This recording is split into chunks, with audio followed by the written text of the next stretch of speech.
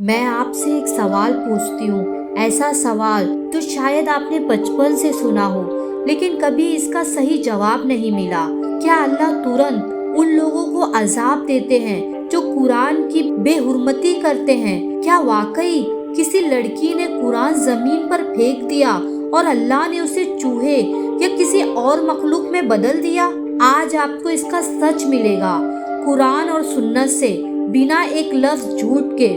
اور جب آپ یہ سچ جان لو گے، آپ کا ایمان ہلے گا، آپ کا دل رو دے گا اور آپ قرآن کو زندگی کا سب سے بڑا امانت سمجھو گے۔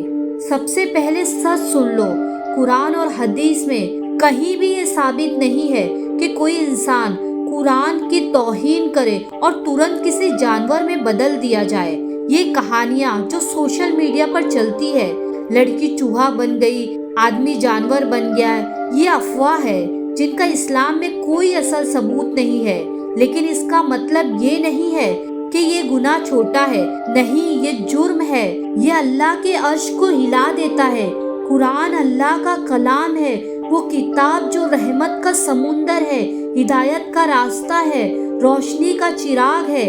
اس کی توہین کا مطلب ہے اللہ کا اپمان کرنا، اور اللہ کا اپمان کا مطلب ہے اپنی آخرت کو خود خاتمہ کرنا۔ اگر کوئی قرآن کی بے حرمتی کرے تو اسے اپنے ہاتھ سے سزا دینا جائز نہیں ہے۔ اسے روکنا ہر مومن کی ذمہ داری ہے، لیکن طریقہ صرف شریعت اور قانون کے ذریعے ہوگا۔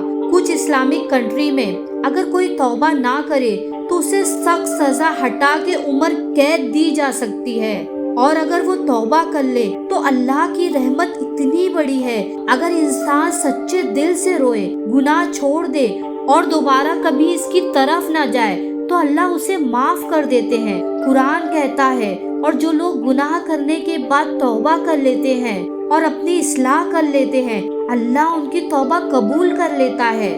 جو لوگ قرآن کی توہین کرتے ہیں ان کا سب سے بڑا عذاب اکثر یہاں نظر نہیں آتا، وہ ان کے دل میں ہوتا ہے۔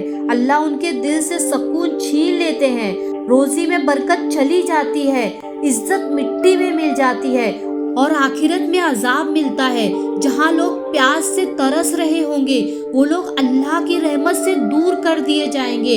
ان کے لیے قرآن خود گواہی دے گا۔ یہ وہ لوگ ہیں جنہوں نے اللہ کی آیتوں کا انکار کیا، تو آج ہم ان پر اپنی رحمت کا دروازہ بند کر رہے ہیں۔ تو سچ یہ ہے، وہ لڑکی چوہا بنی یا نہیں، یہ افواہ کا حصہ تھا، لیکن یہ بھی سچ ہے کہ قرآن کی توہین کرنے والا کبھی کامیاب نہیں ہوتا، نہ ہی اس دنیا میں اور نہ ہی آخرت میں۔ ہم سب کے لیے یہی پیغام ہے، قرآن کو صرف عزت دینا نہیں ہے بلکہ اس کے ہر حکم پر عمل کرنا ہی اصلی عزت ہے، کیونکہ یہ جو قرآن ہے اللہ نے ہمیں زمین پر بھیجی ہے، وہ ہماری امانت ہے، اور امانت کا حق ادا نہ کرنا سب سے بڑا نقصان ہے۔ آج سے اپنے گھر میں قرآن کو صرف شیلف پہ نہیں، اپنے دل میں اٹھائے، تاکہ قیامت کے دن وہ ہمیں شفاعت دے، گواہی نہیں۔